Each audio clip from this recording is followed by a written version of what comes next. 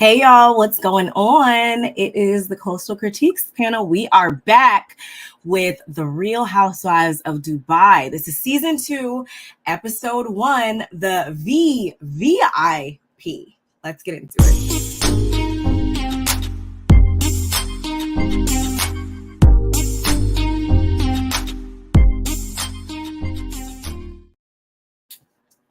Oh my God. And we're back. A million years. Like, oh my God, I'm so happy to be doing this. Finally. Oh my God, I have been missing you. I mean, on my screen, that is, because we talk outside of the screen. Yeah. But I definitely have missed sitting right here with you in my face. Same. Long overdue, but we are back, y'all. You be seeing our faces every single week, which actually is Friday, but we're going to resume our regular day, which will be Tuesdays. We're going to resume that next week. So just a FYI, y'all, but we're back. Yeah, because my sis, Miss Barb Meets World, had a birthday, you guys. So I wish we had Bondi's screams and yells, but y'all know what we're talking about. I got some. Because, yes, there we go. My sister's birthday. It was last week, even though it was last month, but last week was her birthday on the 29th of May. So yes, my sis turned a big 3-0. We are celebrating her life and the legacy she's gonna leave, y'all. Because when she get it going all the way like she has been doing, it ain't nothing but because you just left your 20s in the back. They're in the rear view, babe. They're in the rear view. So far, so good. The 30s are 30ing. I cannot complain. I'm grateful to be entering a new decade, a new era. So shout outs to the man above.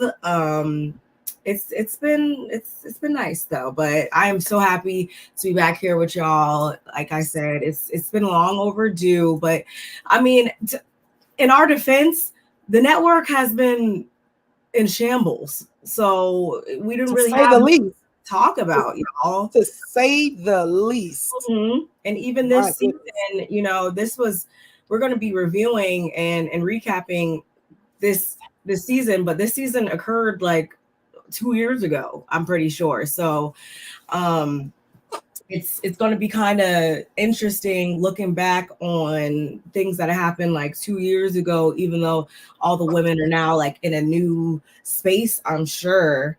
That doesn't work out. That doesn't work out well. Sorry, y'all needed to go grab my lip gloss.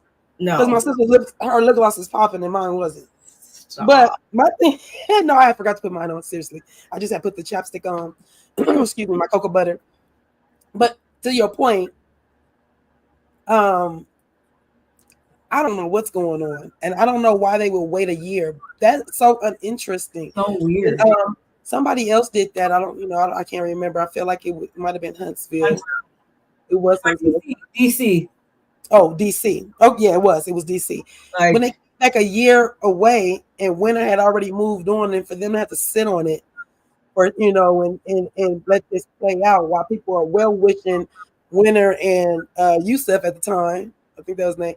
They, whatever they're doing is like, but they're not together no more. So it was like, we don't like that. We like to. It's bad enough we got to see 3 months out, 3 to 4 months out. Mm-hmm. It'll be time. We're watching it in the summertime, and we're watching spring and summer. You know what I'm saying? So they need to be careful with all that because I believe the ratings are really dropping from everything. I didn't catch the ratings for this week's episode of this, but yes, the ratings are kind of low across the board, I want to say, from what I've gathered. Shout out to TV Deets.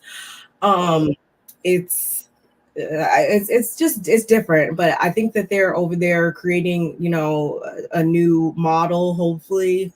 So I'm eager to see what they have in store. I don't know if you heard, they're doing some different type of reunion type of thing for the Real Housewives of New Jersey. So I don't know if they're going to carry that on to the other franchises too, or that was just because that show is also in shambles. I don't know what they got up to see, but nonetheless, Please go ahead and like the video. We are streaming to both channels, so make sure you hit that like button on both of our channels, please and thank you. And also make sure you're subscribed to both of us. We have our own, channels, and we do our own content and all that type of stuff. So you want to make sure you're subscribed to both of us. And yeah, let's keep the comments going in the comment section after this live concludes. Love to talk to you guys about your thoughts, opinions, comments, critiques, all those things. Mm-hmm. And yeah, share us with all your people. Please do. Feel free and be free to do so.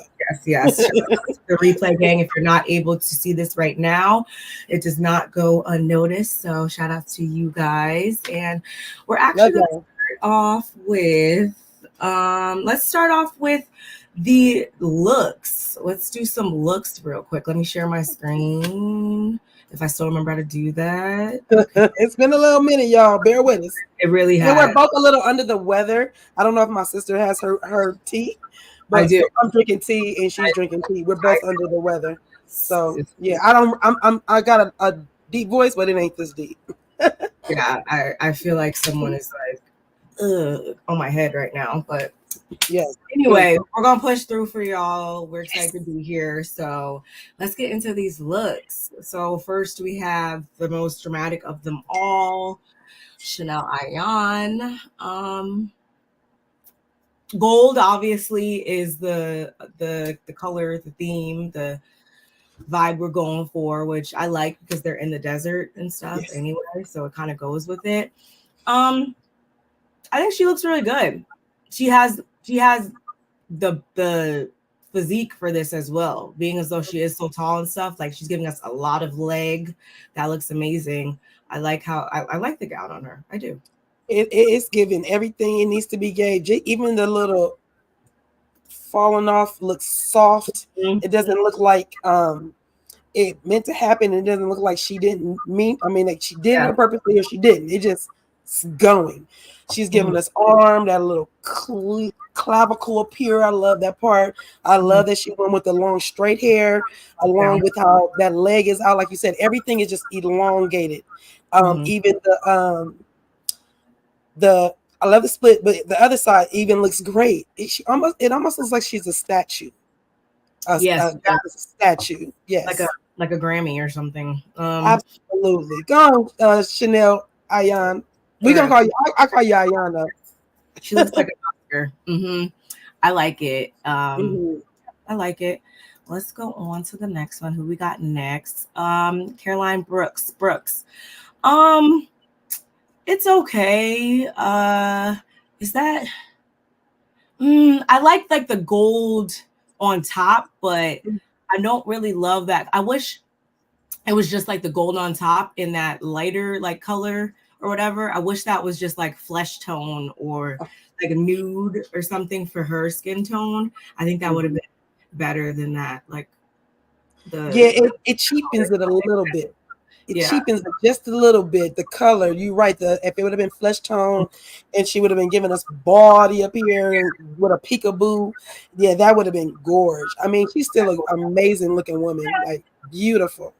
The pose, that's always my go-to pose. I hate that pose, but I mean, it looks good on her, but that's my go-to pose too. And I hate it so much. We do it all. Posing is not easy at all. Like, I've been, in my fashion bag and stuff lately, and posing is not easy. So I'm not going to give too much to that because that comes with time, of course. Yes. But, I would have appreciated it more if it was like a blush tone nude or something. Well, and the last thing that I do like about it too is that I like that it looks mermaidish at the bottom. And sometimes I like when people cross their legs, and sometimes I don't. This is giving a good cross your legs at the bottom because it's making the leg go in, and then gives the bottom coming back out. That looks amazing to me. And not to mention, I like their background and how they putting them in. That looks great as well. I'm also not obsessed with like the hairline on the frontal. Like, I feel like it should have been plucked a little bit more, but maybe I'm just being extra. I don't know. Some people like their hairline fuller like that, but I don't know. I just want to just pluck it a little more. I definitely agree with you right there on that. I see your baby here and everything, but it is looking really. It's giving shape up a little bit. Sarah Hamadani. I like that she kind of went with this. It kind of gives like some of the garments she would wear, like some Islamic like fashions and stuff like that. It's kind of giving that vibe. So I like that. Mm-hmm. Yeah, I like all that drapage up there, but I'm not too in love with the pattern on the dress. It's kind of like it's a little too mature in my opinion a bit. Like it's giving a little bit Mother the Bride, a little bit the pattern. But I like the like aesthetic she was going for. Agreed. I would say I love that the drapery. I don't know if that's part of the dress or is that a neck piece that has that little arm, like a shawl kind of a thing. And if it is, amazing. If it's not, it is part of the dress. It still looks great. I do like you said, she went back to her heritage, so it is giving some Islamic feel to it. I'm not particularly. It's too much pattern on the dress. Yeah. Some of it needed to break up some of the monotony of it. Maybe not the middle part needed to have something in it. It's giving me a busy spade card. I feel the exact same way. And I feel like with this dress, she could have put her hair to a ponytail, a low ponytail to the side, and just had that one side peekaboo in. I feel like she didn't do much with the hair. So and it's just like a lot all the way up. Yeah, like I just the pattern of the dress, and then you got that, then you got the hair. It's just a lot, right? Yeah. Okay, so we're on the same page, and we don't see her shoes, but I guess. Yeah, I know. This is Taline. It's a pretty gown. It's a nice gown. I think I want to say it's giving like the crystals and stuff like that. I want to say they're like hanging, like almost. So that's kind of nice to see some texture and like that. But overall, it's still kind of safe. But being as though this is her first season and stuff, I always would rather them stay a little bit safe rather than like overboard. And she's probably still finding her signature look and all that. So it's okay. I don't mind it. Yeah, for a first timer, she looks good. For a first timer, she actually absolutely looks good. On the pose again, here we are with the one hip with the. But I like the way I like the way she looks because she turned her hand the other way, and I like the way it's draping over her hip, which is accentuating the hip even more, and it's giving me the illusion of my old eye. It gives me the illusion of a peekaboo on that side, which would have been pretty too. So yeah. You did good, Taline. And I like that name. That's a pretty name, Taline. Yeah. Taline Marie. Come on now, Taline Marie. I do like it. Lisa Milan. Love Lisa Milan. I like this. I like the top, the neckline of it and stuff. I'm assuming it's just the one. Yeah, I'm assuming it's just the one piece. Yeah. I like the fit.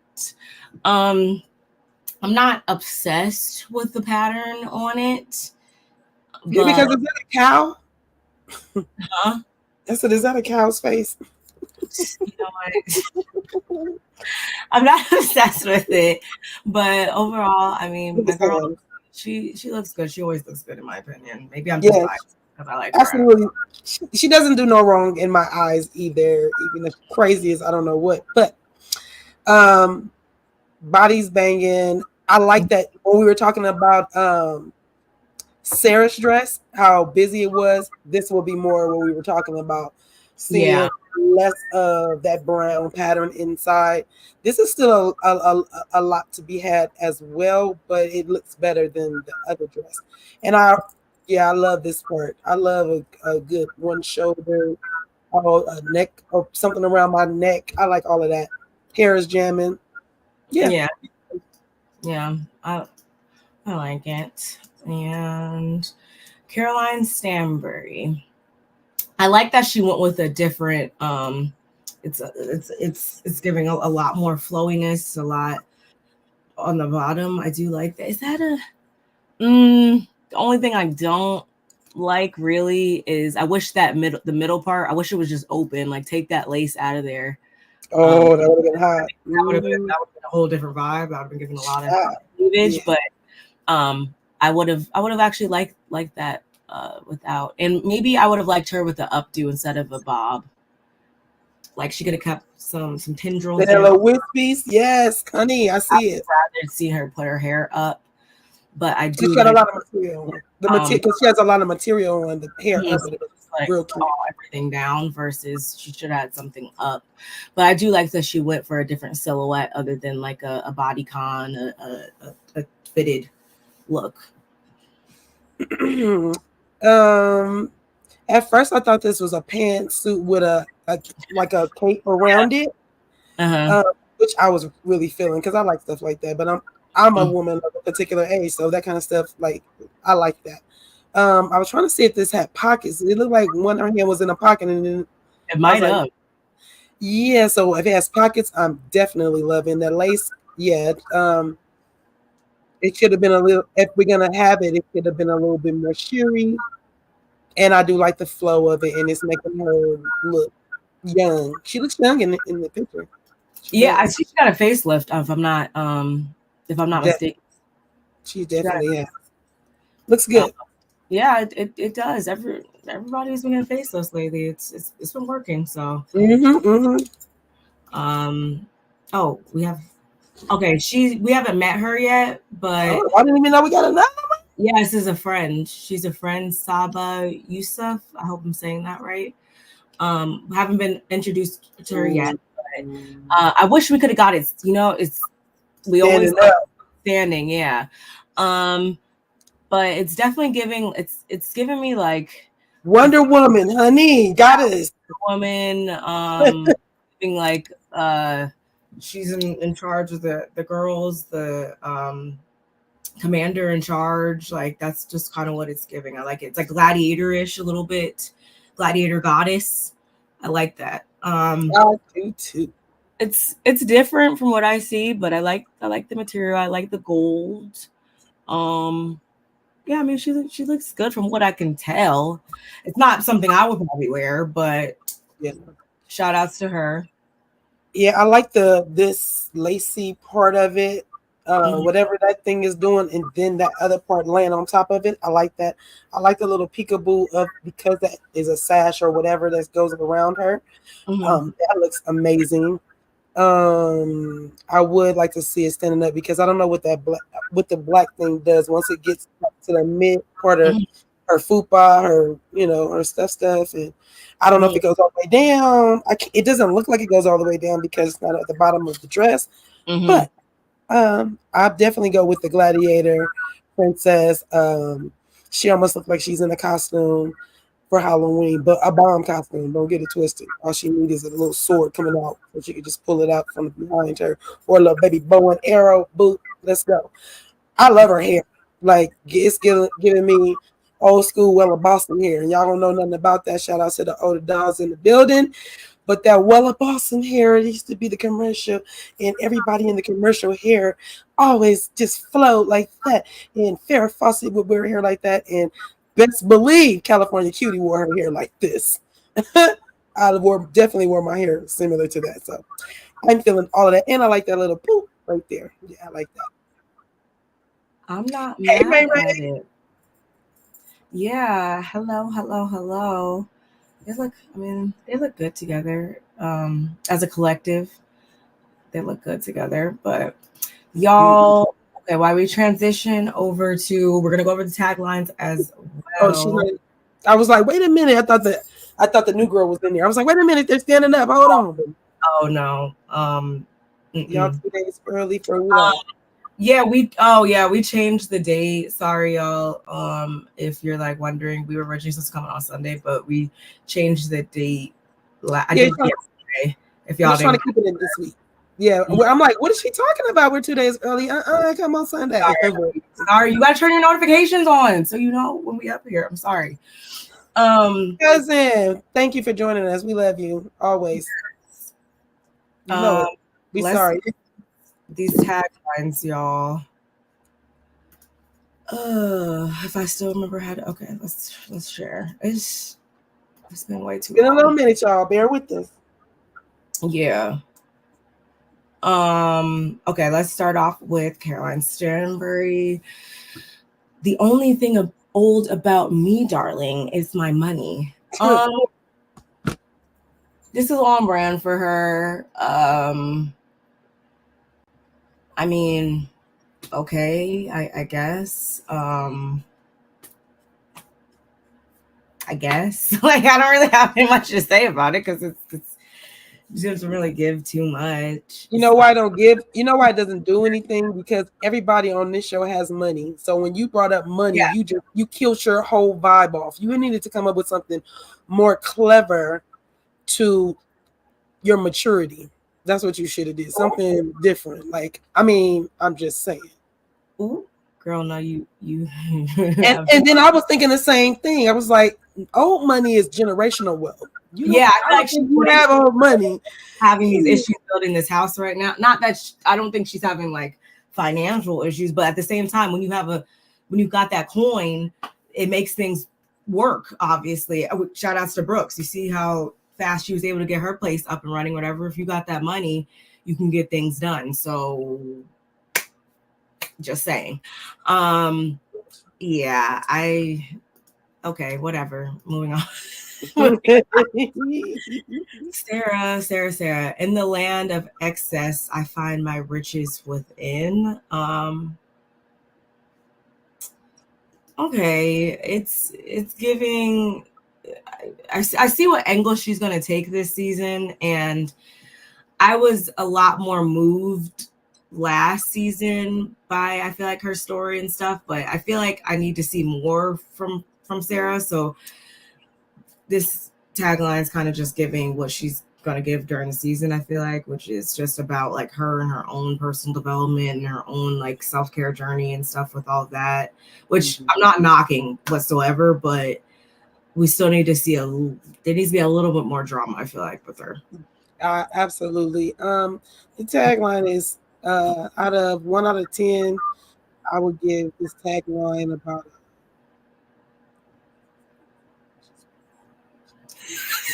because I'm trying to remember because she says in the land of excess. Like, okay, so that means you're accessible to everything. Well, I took that more like she means like when there's just so much like plentiful like things around. But what she really values, I guess, is the stuff that, you know, is internal. Yeah. Okay. Spiritual walk. I'm not mad at it. Okay. That's all I'm gonna give it a 5. Yeah, I can agree with that. I'm gonna give it a 5. It could have been better. Yeah. I'm gonna need her to give us a little bit more this season. Okay, Talene, take it from me. If you know how to stay chill, you'll never get burned. Take it from me. If you know, if you know how to stay chill, you get burned. If you cool with me, I'm cool with you. But if you ain't chilling, we gonna set it on fire. I like it. I like makes you think a little bit, and then I'm also thinking that it's like it's giving like, okay, like, yeah, I'm cool. I'm, you know, as cool as a cucumber over here, but at the same time, don't try me. And I feel like she conveyed that even on this first episode. So she's coming in pretty strong, I would say, for a newbie. I like this. I agree with you. I like it for a newbie too. She came with it better than the other ones, and they've been here. That tagline is cute. It really is. Yes. You saw me with my thinking cap on for a second, trying to dissect what I mean. But I think I got it now. By George, we think we got it. Yeah, seeing these looks a little bit up closer, the hairline and the. Oh, so that wasn't baby hair. That was a little curl, and that was a little curl, but still, it's like that's too much. The hairline is very filled in, and I hate the color of this dress behind there. Ugh. Anyway, moving on. I may be building glass houses, but you'll never see me crack. Okay, I like it. ode to her brand and stuff. We love a girl that has her own, brand and is letting it be known. Um, and I also think that it gives an ode to like how resilient she is. I think we saw a lot of that last season too. Mm-hmm. Uh, even though I feel like she can be a lot at times, and we're not always here. I do respect her and her journey, and how it's made her the woman that she is. Obviously, I feel like there was multiple times that she could have, just threw her hands up and probably gave up, but it seems like that's just not, in her character. And I feel like this tagline speaks to that. I'll take it. Yeah, I agree with you on all of it. I like the way that she put the glass house in there, and we will be speaking on why that is so clever and how so nice. Even though if you saw it or if you haven't seen it, if you're not going to be watching it, you're only going to listen to us. We'll definitely make you understand why that tagline is super cute. And to my sister's her point, she is a resilient young lady. She has dealt with a lot of adversities and things, so we're always going to be good. Now, is she shrewd? Yeah. She was married. She was, her husband was not black. I'll just say that. So, yeah, she learned from some of the best. So, but I like it. I'm here for the tagline. Me too. Shout outs to the 14 people that are watching on Twitter as well. Yeah, Twitter. Over here to YouTube and hit the like button and subscribe and all those things. Shout out to y'all. Miss Elisa Milan is next. The desert might be hot, but I always find the shade. Love a tagline that has something to do with shade, of course. And honestly, I like it just because she really means it. If you've caught her at BravoCon, and if you've caught like the things she says in her confessionals and stuff like that, like she's quick with the comebacks, she's quick with the comments and stuff like that, and I think that's why she is one of my favorites. Shout out to Lisa Milan. I like it, even though it is a little safe, I will say, but it's cute. I'm not mad at it. Yeah, it fits for the desert. It fits for the shade. And she is kind of, I'm not going to say she plays both sides, but she does know how to referee. Okay. I feel like she can romp. We clearly saw in the reunion, but you got to come for her for her to romp with you. So I feel like I don't feel like she comes at nobody. I feel like she just kind of watch, the tennis match, and then if somebody get too wild, she get in it, and then if she has a feeling about it, she gonna tell you. If she did want to come for people, like I still wouldn't be mad though, because like you could only come for people if you're like excuse my French, like unfuckwittable a little bit. And I feel like on a lot of accounts she is. She's got the look, she's got the business, she's got the family, she's got all the areas from what I see. She's got the smarts. So yeah, I talk your ish, then I'm fine with it then. No, Lisa, that's my girl.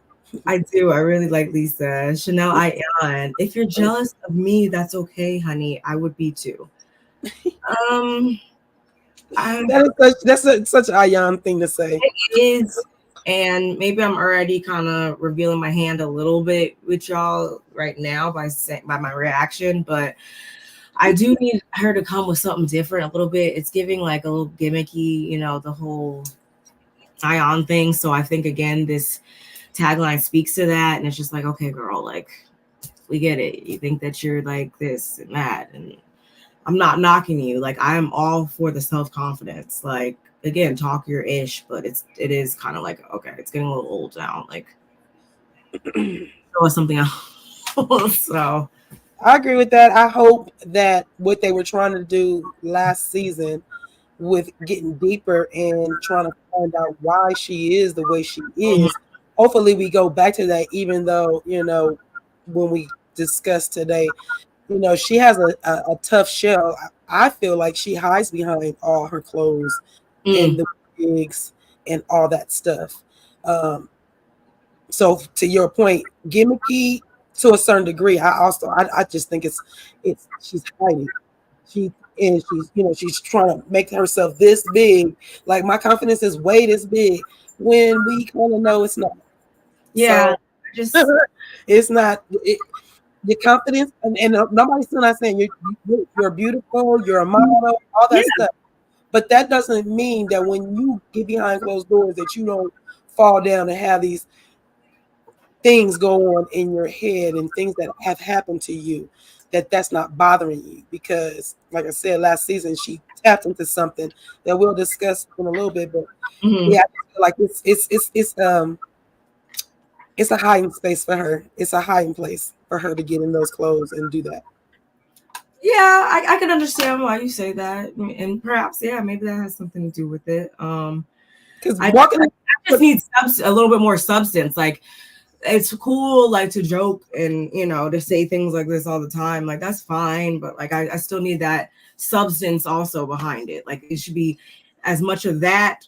There should also be as much as like something really to clinch onto and talk about. And that's why this tagline, it's not really a tagline to me. It's just something that she would normally say in everyday life, I feel. Exactly. So, yes. There's no differentiation with her. That's what I'm saying. Another one of the womps. I like the tagging of confidence, especially because it rubs some of our castmates wrong. Yes, what I will say is that's why I'm saying, like, I do like when people are confident about themselves and don't let anybody dim your light, because I don't feel like that should be your concern. Like, you could be shining as bright as you want to. It's if somebody else has an issue with it, then that's their problem. Right. But that goes back to her saying the things like this. So it can't be both. It can't be it to me. Like I said, she's a model, so nobody can be like, "Oh, you ugly." So most people would say models are beautiful. Models have a unique look. That's the real gag, is that they're unique looking. Some of them are pretty, some of them are beautiful, some of them look okay, some of them just have an odd look, some of them, you know what I'm saying? So just because you're a model don't mean that you're the most beautiful thing in the world. Like, and sometimes socially attractive, I would say, like, yeah. But because even with her walking in the sand and dirt and in the downtown area of their spot with this gown on, dragging her train, it's like, what? It's like, yeah, it's not that those two don't go together. Model, this is my dress, I love my clothes, this is what I'm doing. Yeah, I can go get it clean, but why would you do that? Attention seeking. Something's behind that. But we gonna get into it. We gonna get into some things. I see exactly what you mean. All right, y'all. Well, let's get into the episode. It's been a little we're at 33 minutes. Yeah, let's get into the episode, y'all. So obviously we open up, we're popping in all the ladies. This one's doing this, this one's doing that. I didn't know what, speaking of Ion, I didn't know what she was talking about at first, but then I'd rewind it. I was like, oh, she's telling like a joke or whatever, like in the car with her son and her husband. I was yeah. And the joke wasn't funny, but go ahead. The first actual scene we get, y'all, is between Ion and Lisa. They are meeting up to play some paddleball, which is similar to tennis, but not exactly the same. Not pickleball. It's paddleball. It's its own thing. Apparently, it's not too popular here yet, but Lisa's over there. That's what she's been into. She's got her friends and all that. They looked really cute in their outfits. I will say that. So, we're seeing in this season that they are currently still close. I don't know if you guys have been following on social media and stuff like that. Like we said earlier, this season was taped a couple years back at this point, but not to give away any spoilers, but again, if you guys have been following, then you know that they aren't currently on the best terms, but right now they are in this scene. So they're still enjoying each other's company, and we know that or we learned that Ayan, she don't really play sports, but because Lisa is into paddleball and she ain't trying to come up off her and let her be friends with anybody else, she down there playing paddleball too. So okay, cool. And she had on like these leather gloves, and Lisa was like, "Girl, take off those gloves. Like it is hot as the dickens. Like, why do you have those gloves on, girl?" But we know again, Ayan, she's here for over the top. Over the top, Ayan is. Would we expect anything less? No. So they play a little bit. Ayan doesn't score like at all. I'm pretty sure maybe like once or twice. She was doing a lot of movement, but she was not scoring. But afterwards, Lisa, they talk a little bit, and Lisa proposes doing a brunch with all the ladies since the weather's starting to get a bit warmer. It's starting to get nice out or whatever, I guess, because whatever their version of winter is, it's not the same as our version of winter, but it's starting to get warm over there. So she wants to get them all around to do a brunch. And also, we hear a bit about their Beyonce experience because they went and she did a special show over there, a real special show. So they were in the building. Invite only. Yes. You couldn't even buy tickets. Invite only. So they let us know that they were in the building, and not only were they in the building, y'all, but they were in the VIP, like not just regularly VIP, they were in the VIP. And while they were is that very, very important, people? It sure is. It sure is. And they let us know that. But guess who wasn't in VVIP? The rest of the ladies being that was Caroline, both Carolines and Talene. They were not in the VVIP. So of course they're talking their ish. It's, you know, they're feeling like they're those girls because they were partying with the queen. So again, oh, and we also found out that Sarah didn't go. That's why I didn't say Sarah's name. She let us know, like, no, she didn't go, which I was kind of confused why she said it like that. Like, what's it was the way she said it too. It was like, I don't do that. I don't go out. And that's what I'm saying. That's her tagline. She does give a little bit more. Like anyway. Not follow, I guess. Yeah. So also, we find out that Ayan is planning to meet up with Stanbury because we know last season they didn't start off the best. There was some friction there, but they're going to be meeting up. They're going to be having lunch or whatever, so they can, you know, maybe start anew, I guess. She invited her out, and, you know, Ayan is open, though. She's open to see where the friendship goes. So we're going to have to see what's in store, y'all. But did you have anything to add to this first scene? Just a little bit of shade with some of the girls is throwing because, like you said, Ayan and Lisa said that they were in the VVIP section and that they were partying with Kendall Jenner, and they was rubbing elbows with Miss Tina Knowles, and so but then we flip over and we find out that who is that? Brooks. So you guys, we got two Carolines. Black Caroline, she's Brooks. And then Caroline Stansberry. So I call them by their last name so that y'all don't get confused. So when I'm talking about Caroline Brooks, when I call her Brooks, I'm talking about the black Caroline. White Caroline, I'm gonna call her by her last name Stansberry. Okay. So it showed Brooks saying, "Child, I was so close to Beyonce's stage, I could smell her conditioner." I said, "Now what the hell's going on?" And then Caroline outdid both of them with both of their discs on who was the closest. She was like, "Honey, I said," now this was Stansbury, y'all. "Honey, I sat on the stage. Beyonce wet me up when she was dancing in the water. My face was wet."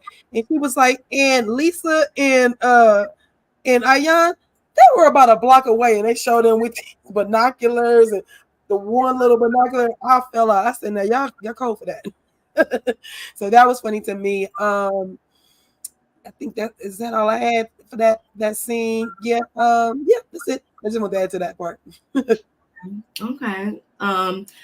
So moving on, y'all. The next scene we got was between, speaking of Stanbury, her and Sergio. We know that they He likes to be a little too close for comfort. We know how they get down. So they were driving in a car, and then we pull up to their new house.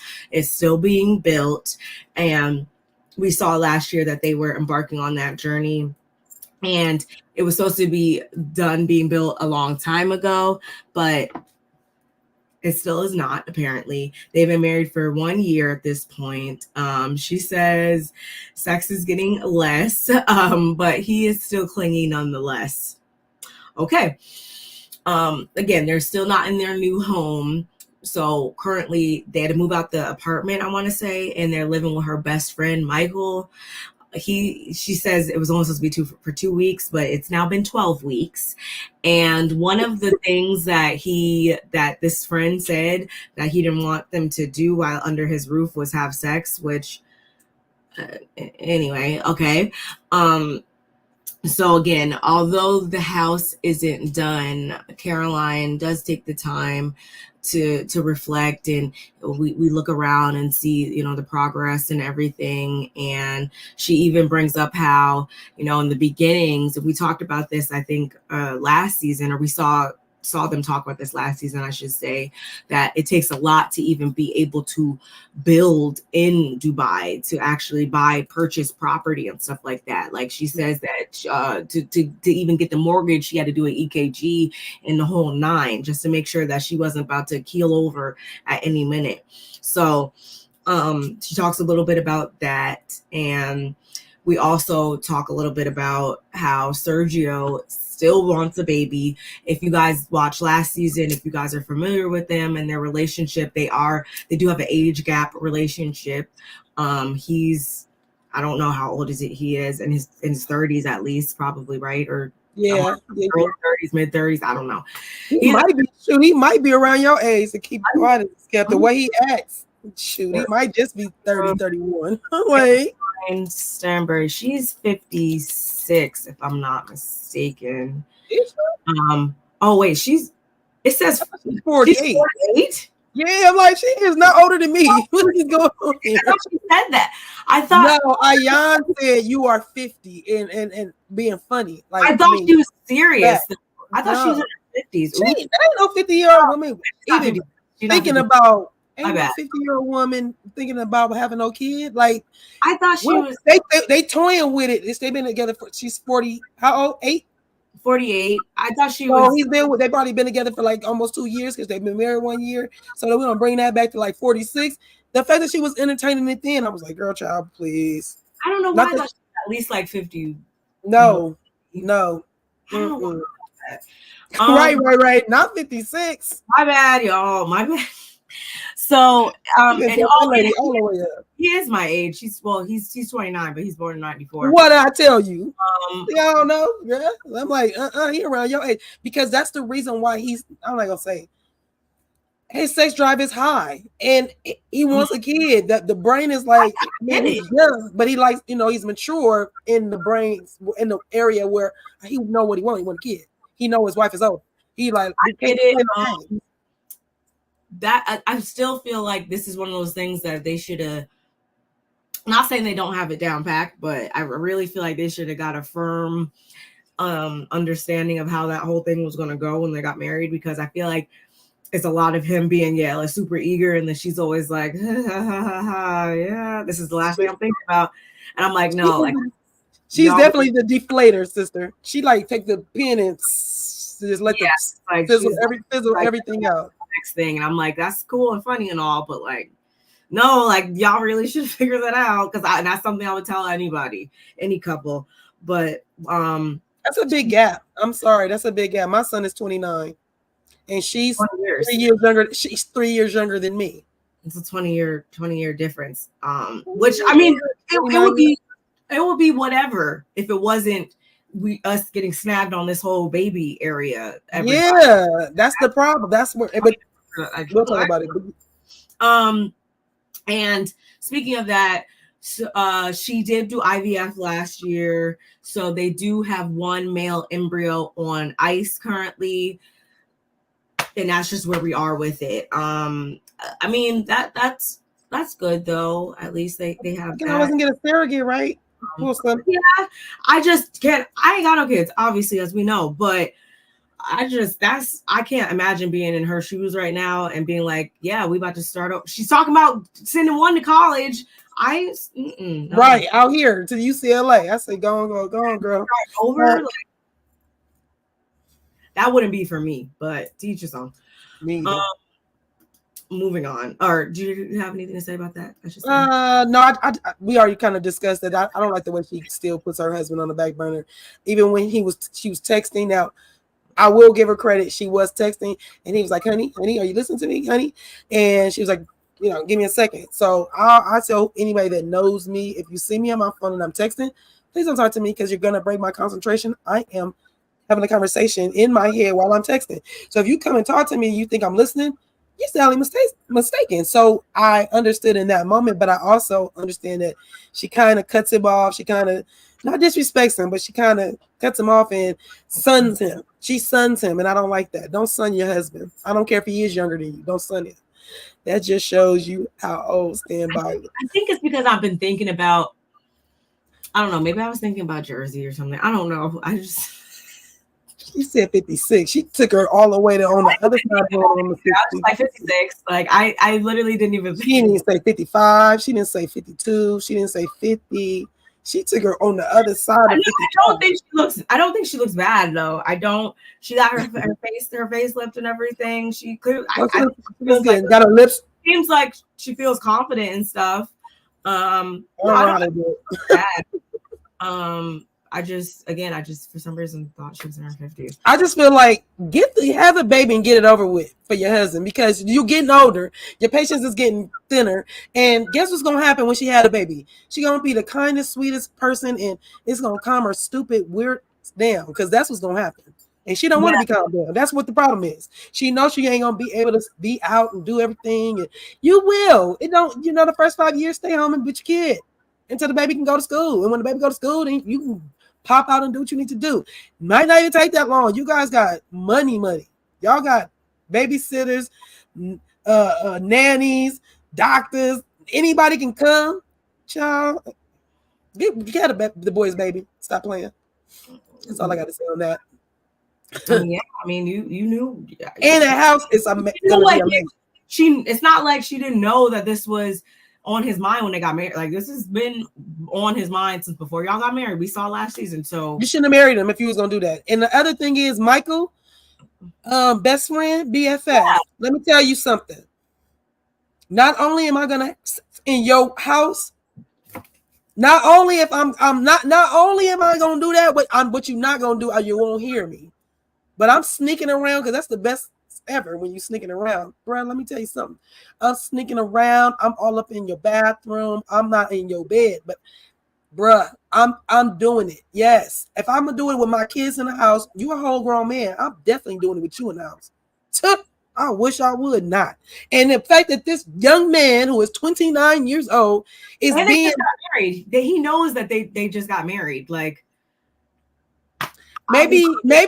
Now here's the thing: was it because they started staying too long? Because they were supposed to only stay 2 weeks, and they there for 3 months. So 3 months. So maybe he put the stipulation on it when it got to be a month. Like, okay, so look, y'all here. Let's not do. Maybe he heard them, but you're not gonna tell me what I can and can't do. Not when it comes to my sex life. I see, it's one of those things I see both sides in. I'm like, on one hand, like, yeah, like I think it's kind of common knowledge for the most part that when you're in somebody else's house, I would like to think we're not thinking like, yeah, let's be knocking the pictures off the walls and all this stuff. Like, obviously there's a certain level of like, okay, this is your house, so I'm not gonna be doing that too much. But at the same time, on the opposite side, it's like, we're all grown. Like, if you staying at my house, I'm not gonna be like, no, I'm not gonna put that rule out there. Like, you can't do that. Right. That's like, the problem. I'm just gonna hope that I don't hear anything. What y'all do at the end of the night when you guys go in that guest room, which is right here. I'm in the shower with him. I'm in the shower. I'm all child. You are not hearing nothing. Just do I would just rather not know. Remember in Soul Food when Bird and oh boy, Annie's went in the mall. Yeah, that kind of stuff. Like that's just kind of stuff. We just don't talk about it. We're not going out. I'm not even going.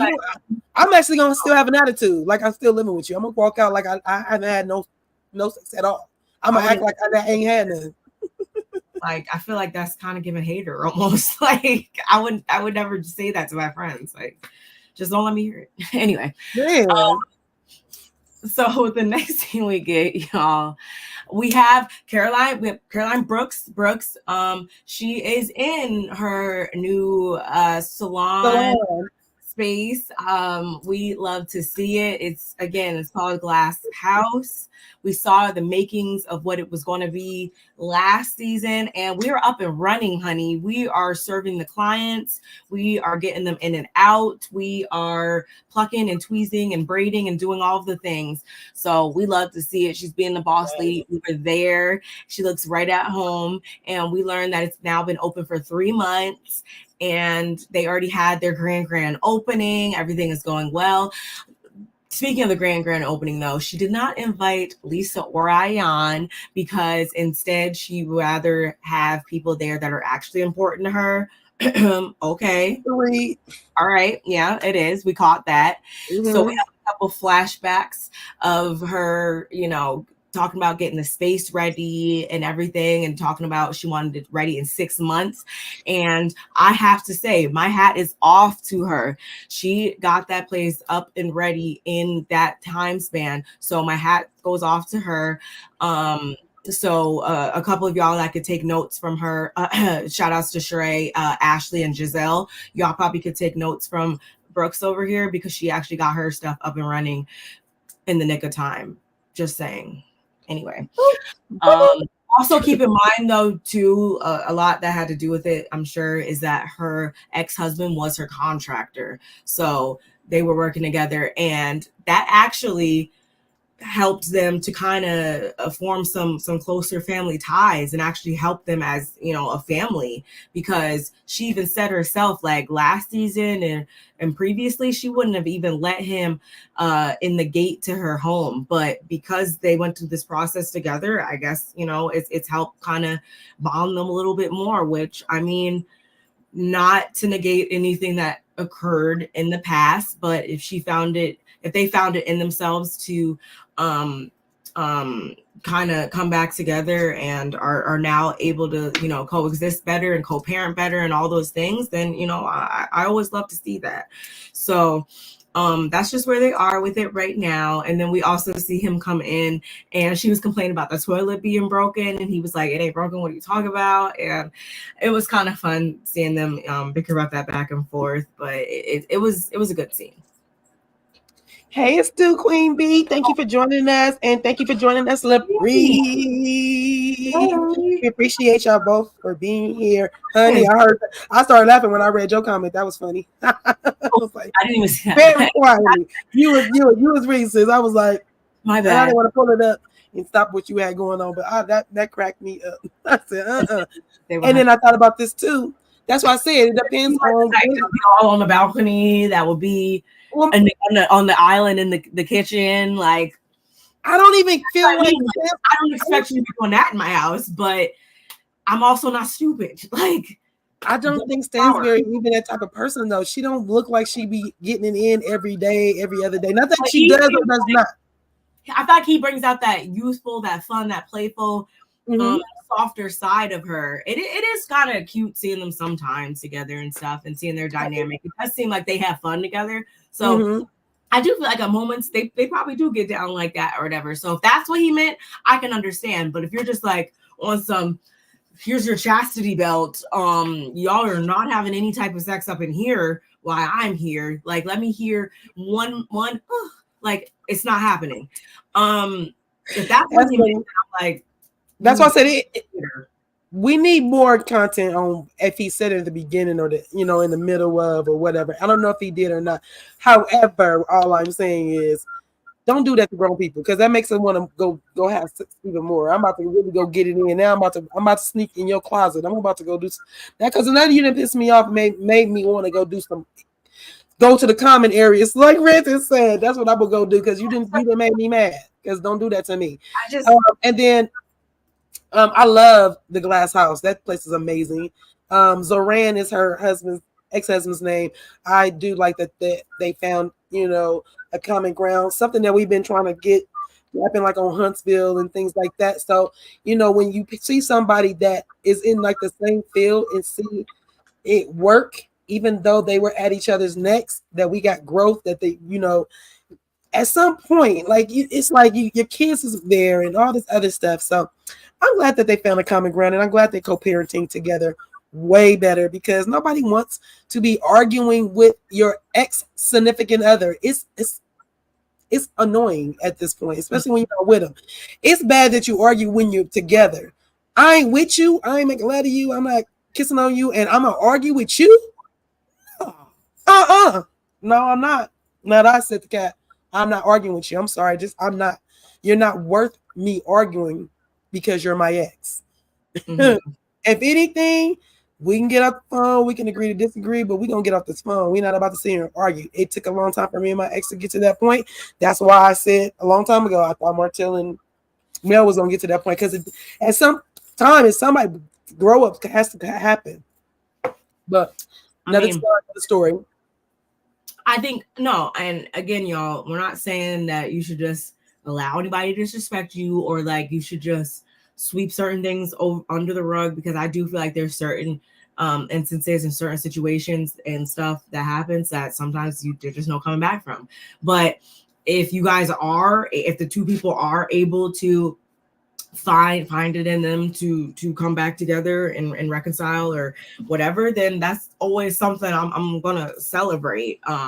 And again, hearing about her story and stuff last year, again, my hat's off to her that that they were able to do that, because for a lot of other people, those would have been complete deal breakers. And I would also respect that too. I respect either side. If you can do it, cool. If you can't, that's cool too. Mm-hmm. We appreciate Thank you, Sue. Thank you so much. We love you, Gary. Funny, I can't. Right. Moving on over to Sarah's house, or I don't even know if it's spiritual. Yeah, we don't know if she's at her house or at the spiritual healer. Child.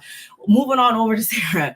She was having a spiritual healing session, which she's been doing for the past 5 months, she says. And it's something very common in Islamic culture as well. So that's something that she's found a lot of value in recently. And an area that she holds reservations in is romantic relationships. And so we kind of talked a little bit about that in this scene. And even last season, I want to say we hit on some of these wickets. And trigger warning, I should probably say that trigger warning for because we did touch a little bit, I want to say, on domestic violence in this scene a little bit. So I want to give you guys that trigger warning. She has to fully clear out her exes. She was married twice previously, and they were not good relationships by any means. So she does need to specifically clear out all the negative energies and stuff like that surrounding those relationships, I want to say.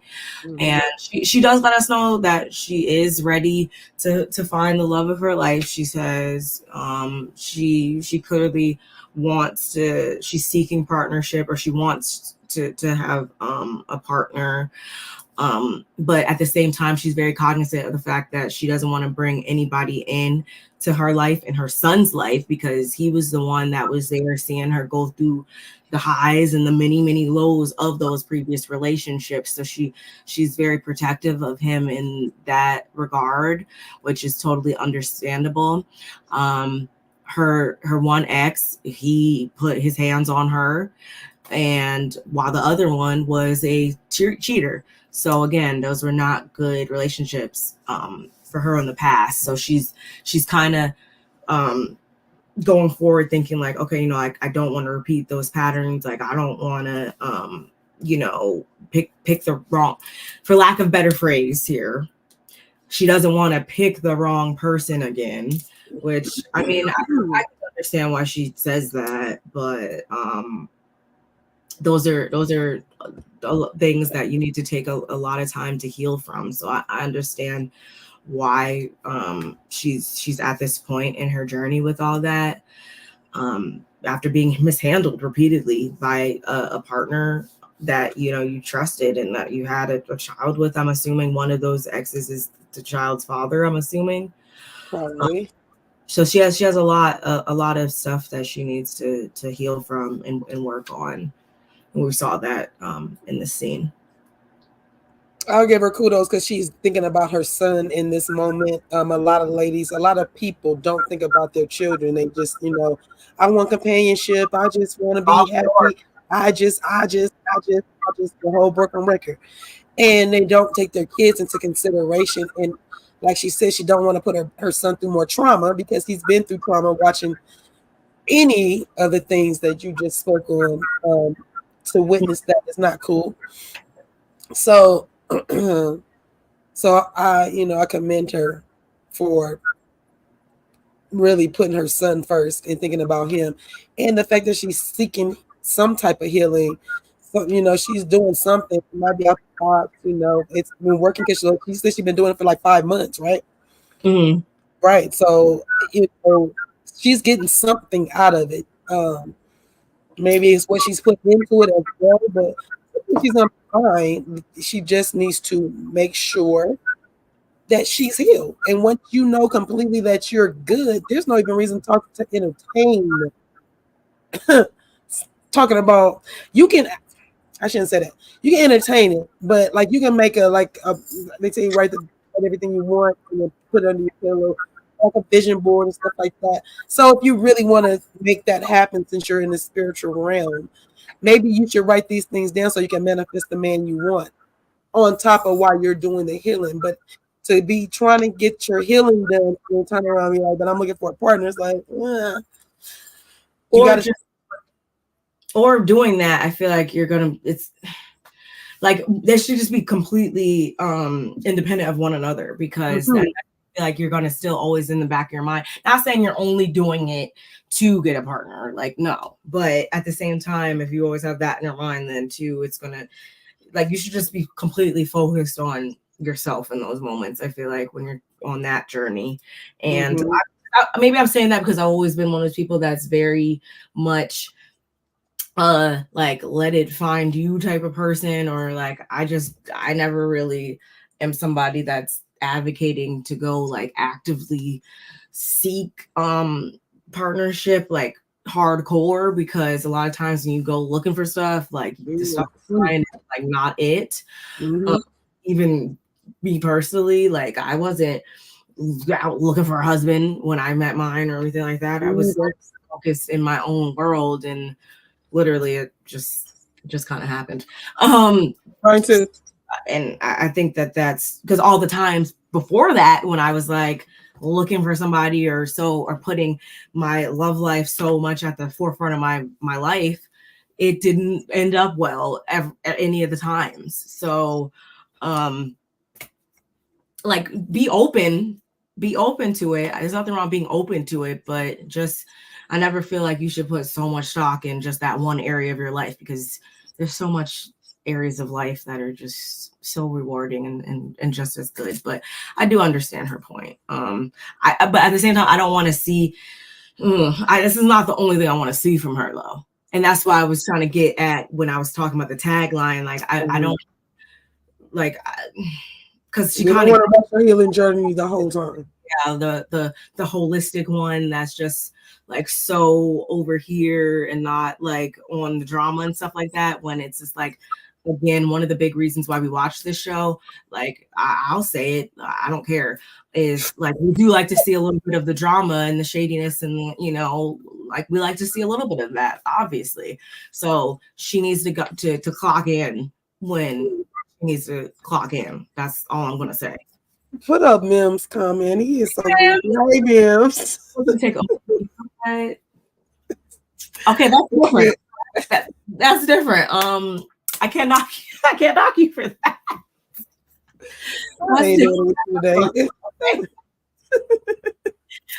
Shout out to Mims. Shout out to Mims and your 170K, baby.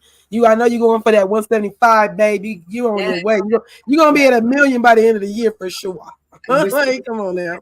We are speaking into existence. Yeah. So yeah, that's all I got on what I mean, as far as the drumming, and how did you feel about that? The drumming and her screaming into the pillow. Was you okay with that? Is that like she said she felt better? Yeah, so I'm not gonna knock it. I ain't never tried it, so I can't knock it. And I like to respect however anybody finds healing and stuff like that. I try to respect the angle they take, because I want them to respect my angles.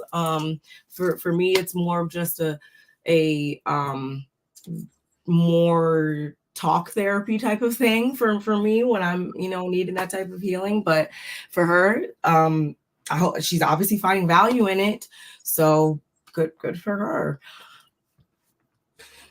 Barb don't really want to see her in them spiritual healers not one more time. She's done. That's what I got out of that. It's just like I just need to see more from, just like Ion. I need to see more things of substance and stuff like that. Like I just need to see all of it. Like you can give us this, but I also need this part too. Like I need all the things. Just like I need the fashions. I need the reads. I just need them all. Yes. We love a multifaceted housewife over here. Okay. That was for the camera. I mean, according to her Instagram, like this is what she lives and does. I'm gonna just leave that. We'll see. Because when we get to the end of what happened at the end of the thing, her healing journey is falling short a lot. We went over this. Okay. So we finally get this lunch between Ion and Stanbury. Remember, they are working on starting anew. So Ion, we know last season, didn't she brought the goat, remember, for Lisa and her family, Miss Goat? Yes, RIP to Miss Goat. I know, Miss Goat. So she's sweet. never going to show up to your house empty-handed, and that is one thing I have to give her kudos on, because I live by those morals and standards too. So she showed up with a pineapple for Stanbury, because although it's like hard and rigid and cold on the outside, on the outside it's sweet and warm and mushy on the inside. Okay. I respect it. So they're starting fresh, and Caroline, pretty much, I want to say the first thing she asked her was about the Beyonce concert and how she enjoyed it and everything. We're talking about the concert again. And of course, Ion, that opens the door for Ion to say how much, oh my God, yes, I was partying with her mom. It was so great. We were over here. We were literally her background dancers pretty much. And she basically said she was with Jay-Z too. I said, wait a minute. I was with Jigga, like, it was a time. And at the same time, I was looking for y'all though, because you guys weren't there. That's a mess. Caroline, she can care less, so she says, I guess. But that's between them, y'all. They're just not gonna let up on this whole Beyonce thing. But they quickly move on to talk about their kids that are going off to college. They both share in the fact that both their children are kind of looking at American schools as well, which can be nerve-wracking for them, because over there's just not so much obvious dangers in their eyes. They are able to kind of have a peace of mind when their kids go off to like hang out with their friends and stuff like that, because there's less crime, they say, over there and stuff. That's what I've heard. I've never been, of course, or anything like that, but it's kind of just making them a little bit paranoid, knowing that their kids might come over here to go to schools in certain areas that there can be a lot more crime. So I get that from a parental standpoint, I should say. And being so far away, shoot, we talking about being on American soil. You literally can't just, it's not like you could just be like, oh yeah, I'll be there in an hour. Like, no, you'll be there in a day or two. And I can't imagine. I don't know. I ain't got kids, but in America, America, we crazy. So yeah, I can't. That's why they over there. I literally can't blame them for that. You see the craziest stuff daily on your timelines and in the headlines. So I can't knock them for having those thoughts. And also, I think that's just a big thing for most parents every day, even if they're not going to a whole other country. That's where I'm at with it. Leaving the nest in general is always going to be a sore topic for a lot of people. So I get it. My son, my second son, is about to be 17. I already got the 29-year-old, but he's about to be 17 in a couple of days, in 2 weeks.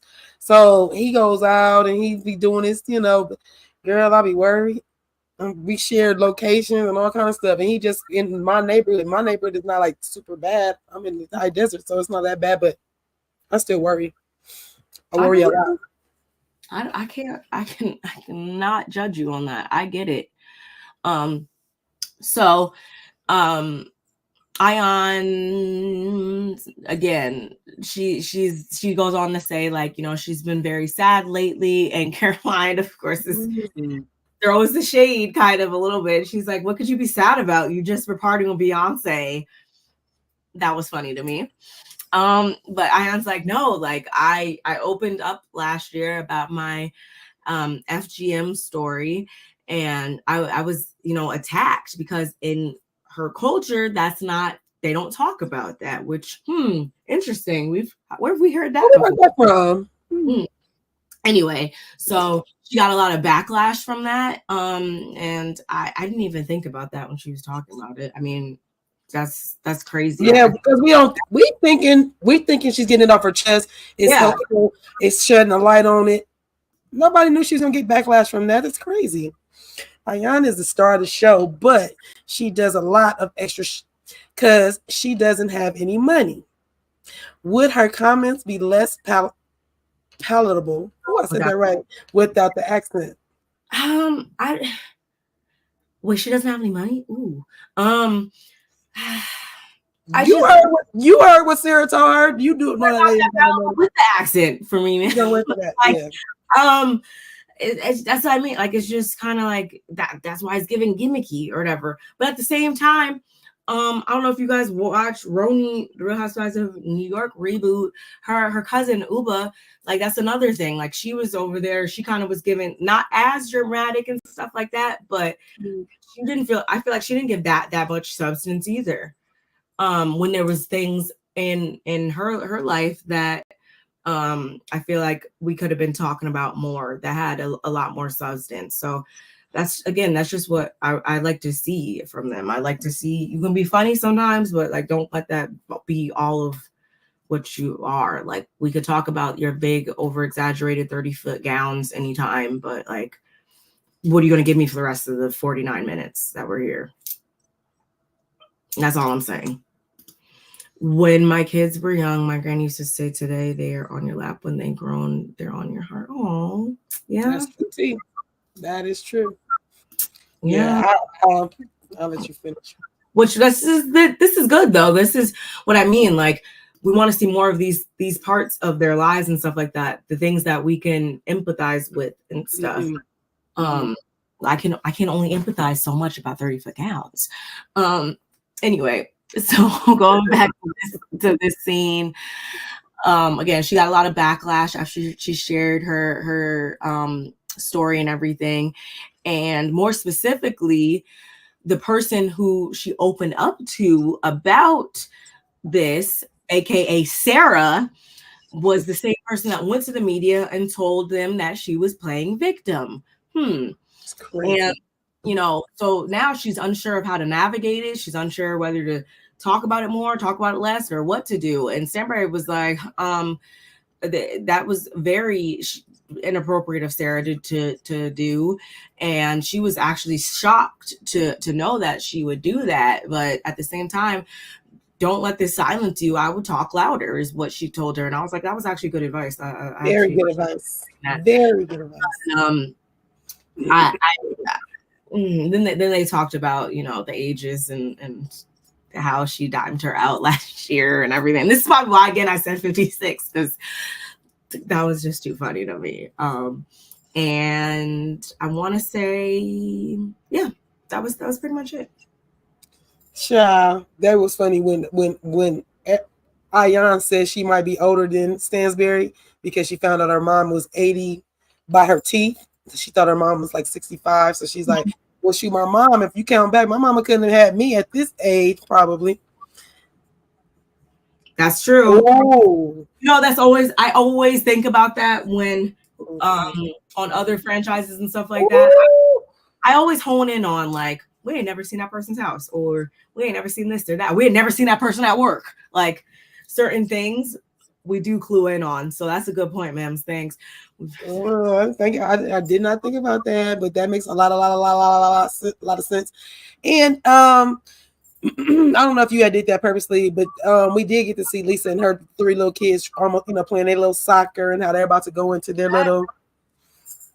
I wrote it in order, so I don't know how you did it, but I wrote it in order. So that happened. I skipped right past that. And I was like, I almost thought you did, but I was like, we'll just go back to it. I skipped past it. Yeah, her little 3 sons are so cute. So what is it? Max, who's 8, Sebastian is 6, and 3-year-old Christian, who sits on the sideline. But the older boys got into an academy, and so they're, you know, the funny thing is when Lisa says, "Yeah, we're trying to get them, you know, hopefully one of them make it big so we can get our retirement." I said, "Now see, this is what we talking about with these parents. Y'all stop trying to live off your kids. Stop doing that. Don't do it." Hey, princess. Hey. Yeah, child. I'm like, somebody got a birthday coming. I wonder who on a 1-3, on a 6-1-3, on a 6-13, baby. Okay, but we ain't talking about nothing. We just you know, we just praising you. Thank you for coming in, babe. Thank you for coming in. This. So yeah, so they, you know, that was funny. Yeah, I just want to breeze by that. Her kids are so cute. And then she got 3 boys. It's super cute. And then Lisa's clothing line, because Lisa was sitting at the soccer game. She's talking to her. Huh? Boss lady. Yes.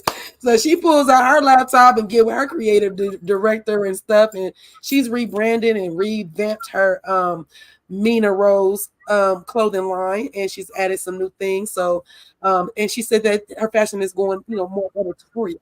So, you know, that's cool. Well, I'm happy to see it. I'm always happy to see some growth, and you know, pretty much on people when they don't believe in you. So yeah, I'm here for that. Anything you want to add to that, sister? No, I was that's why I skipped over it, because I had like 2 sentences about it. Okay. I love to see her in her mom / boss bag. I really like, you know what? You know who Lisa reminds me of? Lisa reminds me of like low key, like, am I about to say this? Yes, I am. She reminds me of like what Portia like wishes that she was, kind of. Like, I'm glad I'm sipping on some tea, because that is not like she's doing it the way that we wish. I feel like Portia was doing it, like on her business stuff, looking fab, just taking care of kids. Yeah, like just being that girl, I feel like, and said she makes all the worst decisions.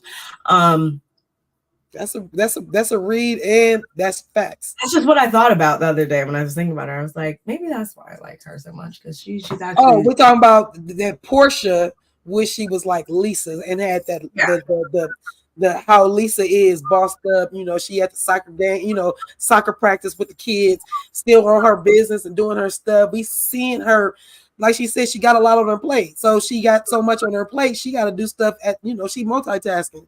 And to Barb's point, she's saying Portia Williams should be taking notes, or this is what we expected from Portia.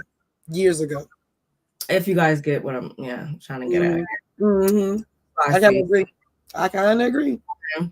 Going back to the episode, we finally get introduced to Ms. Talene. She is one of Brooke's closest friends. They've been knowing each other for nearly a decade at this point. That was her first friend that she made when she got to Dubai and whatnot. Talene previously lived in LA for 9 years. Come on, LA. Yeah, she let it was difficult for her when she did move to Dubai because she literally, that's all she has is it was her husband. She actually was born and raised, or was raised at least in Virginia, she said.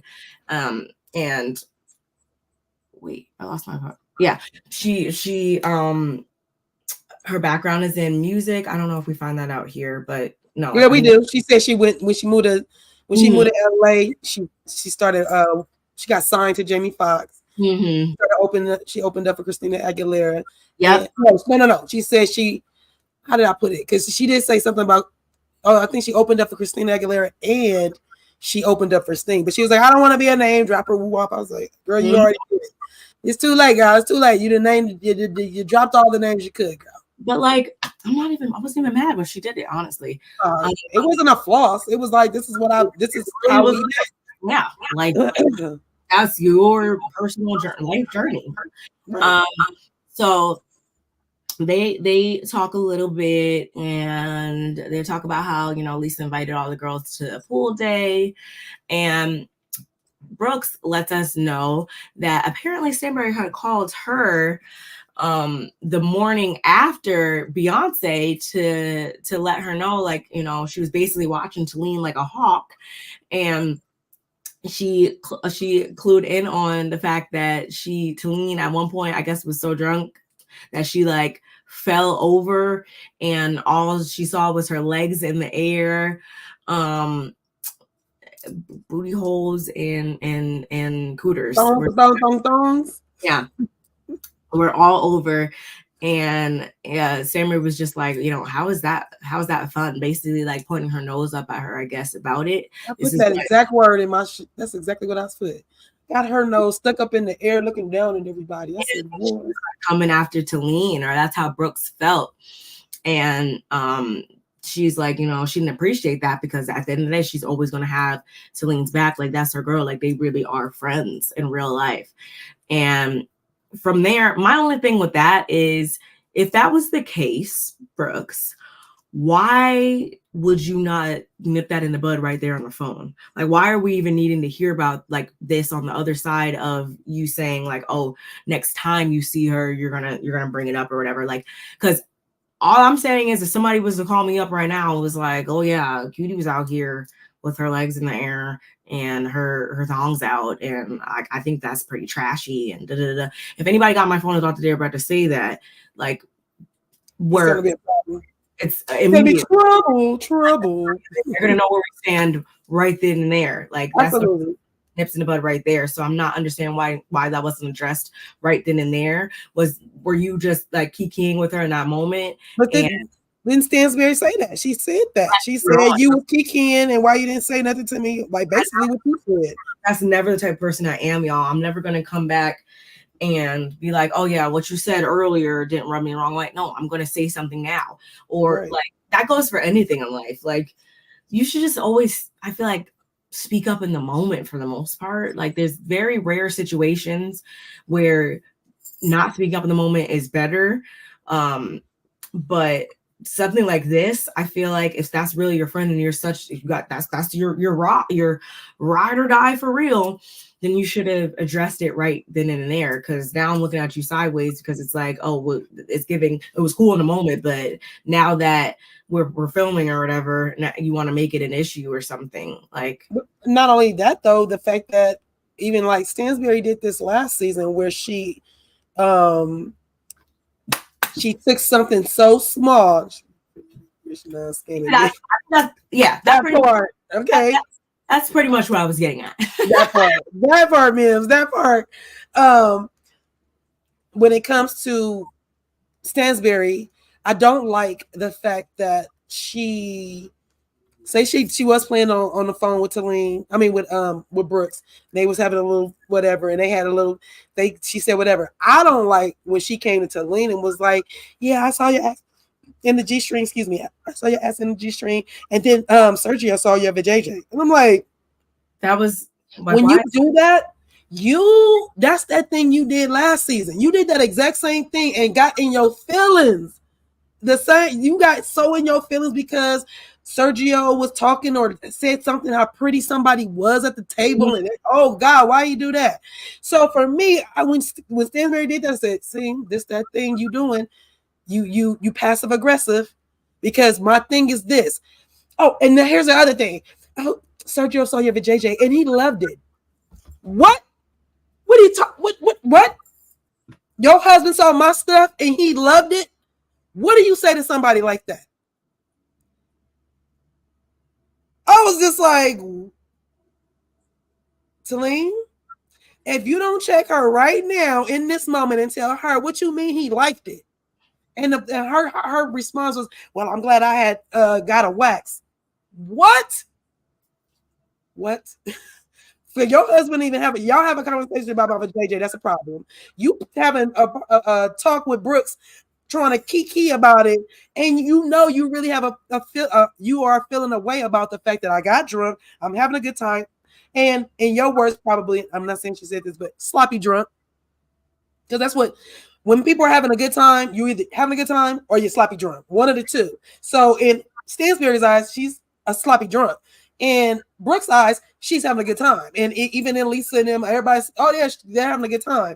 So when Stansberry does that, I was like, Talene, tell her. Don't, you know what? Please don't ever say that your husband liked anything like that. That don't even sound right. And I don't feel right when you said that. I don't like that.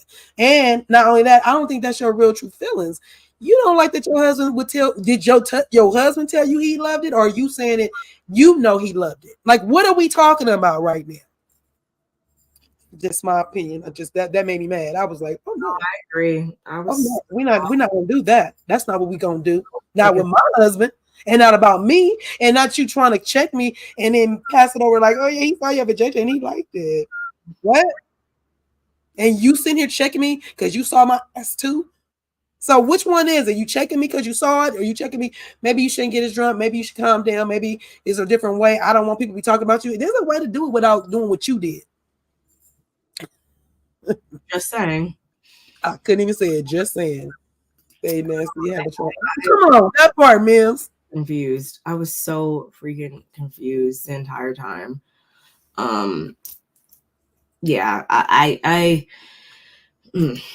my main thing again was the fact that Brooks didn't address it right then and there, but those are also really good points too. As I said, they have a triangle. That's them. They probably do. They have a very unique relationship. Again, we already touched on the fact that clearly their relationship wouldn't work for a lot of us over here, but it's very weird. And I'm glad you brought up last season, the point where Caroline, she got kind of jealous about something he said or whatever. I forgot all about that. But let's not forget that she should have said, "I'm surprised because word on the street is your husband likes sex." And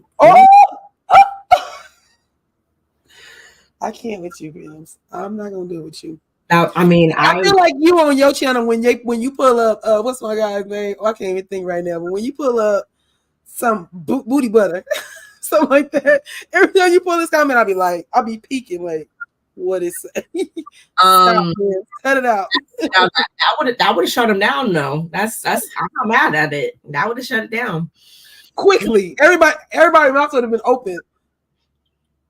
But going back to that, it's really the next scene. But I enjoyed how Talene addressed it as well, though. I did. Going back to the episode, y'all, it is now the pool day, and Ion was overdressed as usual. Stanberry, she shows up first, and they keep it cute though. Her and Lisa, that is, because if you guys watched last season, them two, they didn't end off very well at all. Her and Stanbury, especially at that reunion.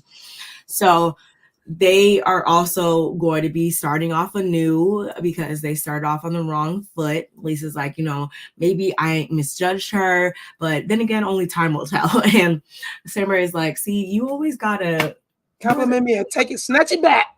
And I was like, see, that's why again I like Lisa. I like her.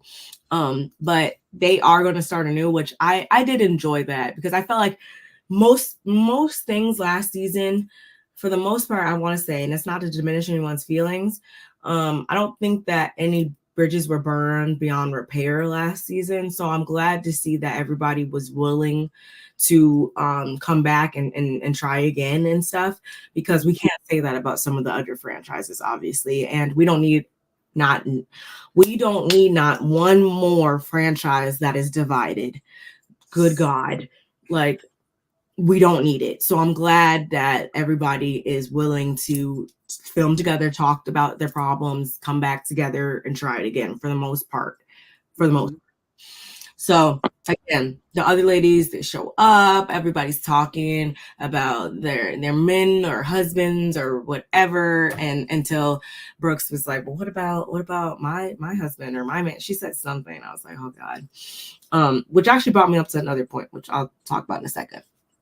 But Brooks, she was a little drunk in this scene, and I want to say that was something that we saw last year as well too with her. Wasn't that a topic of question or a topic that we focused on a bit last year with her being the drunk in the group or something like that? I want to say. Wait, say it again. I'm sorry.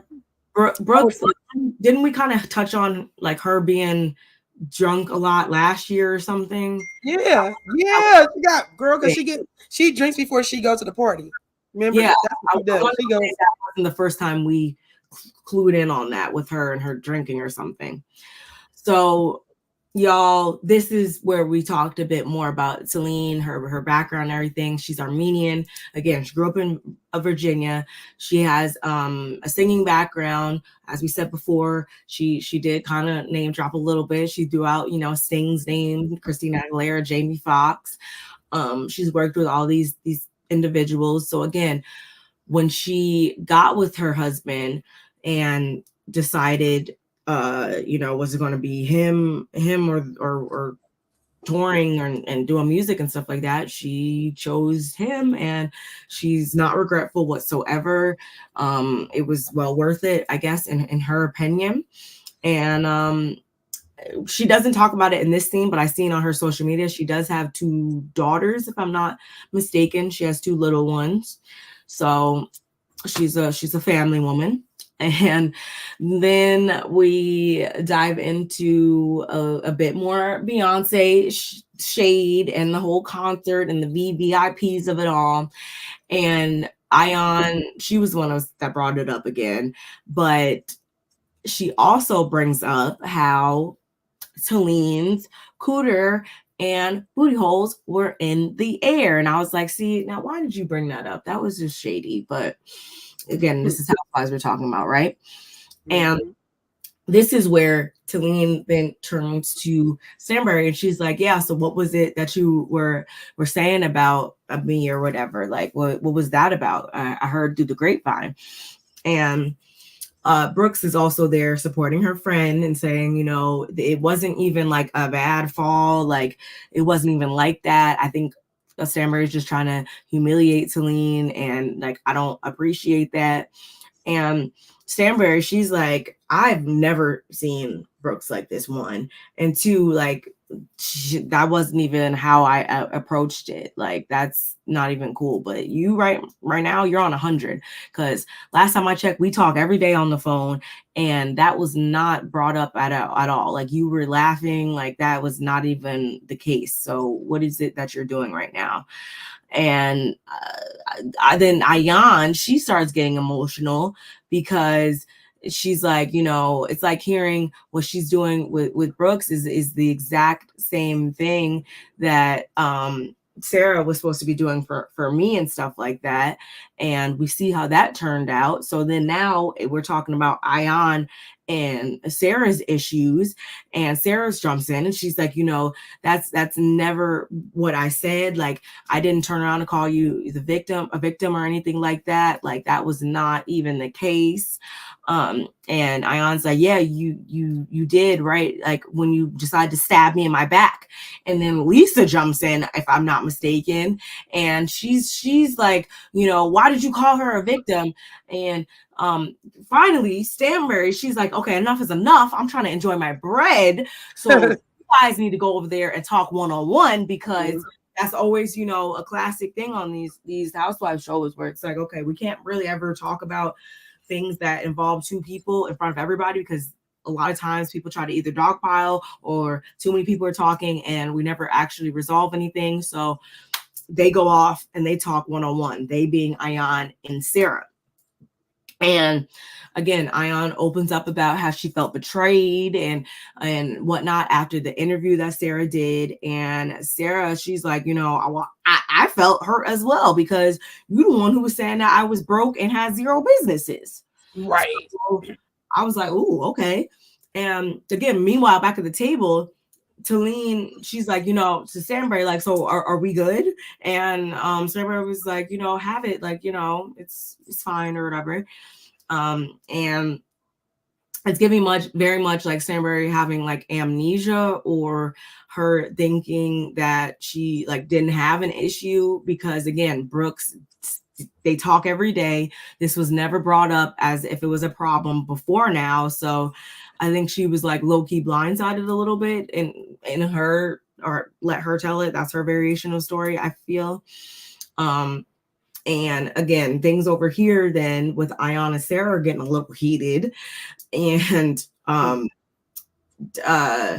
think it got completely off kilter, and we ended on them a lot of, I want to say something I was said was like soul surgery. I want to say Ion was like, oh my God, that was so funny.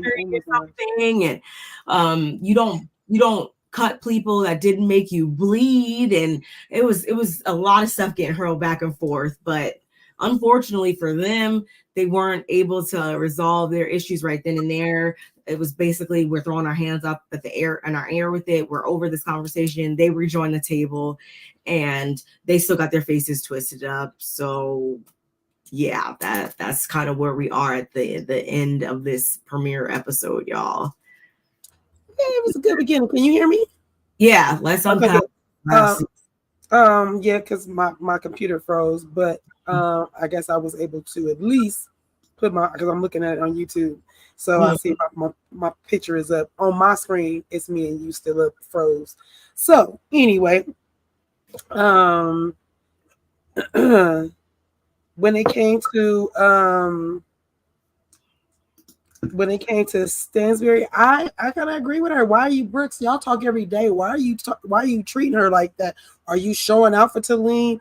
Are you being two-faced? Because I feel like you're being two-faced, and it's cool now that you mark the sand. You put the line in the sand that you're on Talene's team, or your team Talene. That's fine. But yes, Stansberry is just like, dang, I didn't even. Why are you like that? But I also feel like you said, Brooks likes to have a good time. If they showed up in a limousine or anything like that, I know she had a cocktail or two or three or four. Her and Talene both, because when Sarah was sitting by her, didn't she tell her before Brooks got up to use the restroom, she said, "No more drinking for you." And like kind of pushed her drink. She like got like something on her shirt or something, like, oh yeah, like a smudge or something. Mm-hmm. Yeah, and, so I was just like, why are you telling a grown-up what they can have? But in that moment when Brooks said she was going to the bathroom, I was like, she do sounds kind of slurry. She do sound like she been drinking, and that when you've been drinking, you get a little liquid courage and you say things that you might have not said if you weren't drinking. So I think that's what happens with Brooks when she's been drinking. She's gonna say what's on her mind. But if they talk at let them tell it 7 a.m. and she said, you ain't gotta call me at 7 a.m. no more. She said gladly, or my pleasure. But I'm saying it to say I don't think she's drinking that early, but maybe the tone is different. And then when she has a cocktail, she on some BS basically. Yeah. Um, I'm I was trying to think like I'm like, okay, how do I feel about this whole thing? Do I feel like Sandberry said it like that? Do I feel like she didn't? And it's just like ultimately, regardless, I'm still my main thing is always going to be Brooks. Why didn't you say something right then and there? Whether maybe she did come off as though she was trying to be funny when she said that, but either way, if she did or didn't, maybe you just had her skewed a little bit. Why wouldn't you say something right then and there? I don't get it. And also about Talene, I do appreciate how she wasn't afraid to stand up for herself. She wasn't afraid to address whatever. She went right up to Sandberg and was like, okay, like what is this I'm hearing or whatever. I do appreciate that, because a lot of times I feel like maybe Sandberg wasn't doing it, but a lot of times we see on these shows when the new chick comes on the scene, sometimes they do like to try to test them and stuff like that. So this could have been a test, and I would say if it was, she didn't fail, she passed in my opinion. So I'm not mad at her. And I, again, going back to Sarah, also she's on this journey and stuff like that. I feel like she didn't deny what she said. All she said in her defense was that Ayan called her broke and said she doesn't have business or whatever. I'm like, so are you admitting that you said that then about her? Or are you saying that you only said it because she said that first? Like, what are we saying here? And why are you like, I don't know. She's always trying to help somebody and what they got going on, but it's like, girl, like you got your own stuff too, or whatever. Maybe you should just focus on just yourself, because 9 times out of 10, every time we see her trying to help somebody or something, even last year with Brooks, if I'm not mistaken, didn't she offended Brooks, even though I didn't really think that she meant it the way Brooks took it. But I want to say, anytime she tries to help somebody with something, I feel like it hasn't always ended too great for her. So maybe she should just stop trying to help everybody with their stuff and just focus on herself, because look what happens every time you do. It doesn't go right. Message. That's what that is. That's a message. I hope you're listening, because child, one thing at a time, one person at a time, starting with you and your son. Leave everybody else alone. And back to the point of when you said what Ayan said to her, to Sarah, she told her, instead of getting all that face surgery, you should try to go get some soul surgery, because your soul is ish. I said, oh. Yeah, I have heard that she like I was like, oh my God, Sarah is just so beautiful last season. Oh my God, she's so beautiful. But then I did hear, yeah, that it was not a product of genetics, but somebody's. That's what I did hear. So, and I can kind of see that too. And then, what do you think about the apology when Sarah? Well, I guess when Sarah and Ayan were talking, and they both was like, well, like, what do you want, an apology? Or, she was like, oh, I'm sorry. And she was like, I don't need your apology. Like, to me, when you do that, and that was Sarah that said that, you the one on this soul searching and all this other stuff, this healing journey, and then you turn around and say something like that. So when Ayan goes back to tell the girls, yeah, I apologize, and she didn't want my apology or whatever, I was like, yeah, see, now all the girls are going to be looking at you weird, because you're the one, should be the one with the open heart, the open arms. That should be you, and you're like absolutely the opposite, which is weird. When you call Ayan the victim, especially when you're trying to see closure in other areas of your life, now you're rejecting the closure in this instance. Interesting. And again, I feel like this should have been one of those things with everything else that you guys should have been able to bounce back from. But I hope this is not going to be carried on into the rest of the season, because it's just going to make me be like, Sarah, you could go. Even though I really enjoyed you last year, and I was captivated by much of your story and stuff like that. It's giving like, are you just doing this for tricks and shows? Like, is this really, will the real Sarah Almadani please stand up, because it's giving representative a little bit. Like, who are you really? And the other thing I was thinking too, I was like, last season we had a one-hit wonder. Nina, did anybody who's watching let us know in the comments of this video also, did anybody miss Nina's presence? Like, were we thinking about her at all? Like, how do we feel about the fact that she isn't coming back? I liked her last season. There was some moments that she did kind of irritate me and stuff, but I was hoping, I like to see everybody come back, at least for the most part, unless you really piss me off. Unless you really just fumble it. For the most part, I like to give people a clean slate every season, and I like to give people at least 2 seasons to kind of see you develop and stuff like that. Sonya. So I was kind of sad to see her go, and more so because if there was anybody who was giving money for real, and I believe that, it was Nina. Like, Miss Mama was loaded for real. No, for real. Like, I want to say she would have been like, when they do the whole who's the richest housewives across the board or whatever. She was. Would I say she's number 1? She was at least top 5, top 3. Wow. She had to be. They were loaded. Stop using my word. I was just about to say that they loaded, and you said it. Like, boy, crazy.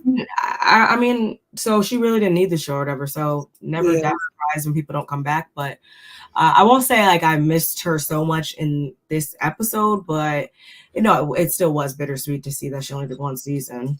Yeah, come back as a friend of, hopefully. I was just gonna say that maybe they can come. Maybe she can come back, as a friend, so we don't miss her like that, and just to give us the little scoop on what she's doing. Like, she had money, like she had personal license plates, all that. I like seeing that. I like to live vicariously through my TV sometimes. So, love to see it. If there's one thing that I feel like Dubai gives, it's definitely the Lux life. The riches of it all and stuff like that. Last season we saw freaking Lisa getting ice delivered for her pool. Like, oh my God, that was crazy. They are really living over there, from what I see. So seriously, I'm not mad at it. Give us a good season, y'all. Give us a good season. I would definitely give this first episode, I would give it like a 8. Yeah, I think 8 out of 10. It wasn't. It was good. It wasn't bad. It definitely wasn't slow. Like, sometimes they start off too slow. So I was thoroughly entertained through the whole thing from beginning to end, with Ayan, from her playing paddleball all the way down to her arguing with Sarah. So yeah, I enjoyed this. I did. Next week, y'all, I'll try to get some graphics together, and definitely I want to talk about some of the confessional looks too, because oh my gosh, Lisa in particular had one that was the topic of many people's discussions. So who, Ayan in the red? He's in the red with the Madonna. Hey, come on, I can't do or whatever. I'll talk a bit about those looks. So I'll try to get that for next week. Because they all had some interesting looks. And I want to say they were the first franchise to really give us the full body confessionals, Mm-hmm. So that's always something I love to see, because on all the other franchises, for the most part, we only see them from like this much up or whatever. So I love to see a full body look. My computer is acting up. I'm sorry. Like, on my screen, I'm all black, but when I'm looking at myself, and I'm on the screen. Pretty much done. So yeah, I know. Well, at least y'all can see me. That's all that matters for me. Yeah. So y'all, we Tuesday for being here. We will return again on Tuesday. Make sure you guys are following us on, or subscribe to both of our channels, I should say. Make sure you hit that like button, y'all. Let's keep the conversation going in the comments below. And yeah, We'll see you guys on Tuesday. See y'all next week. Bye. Bye.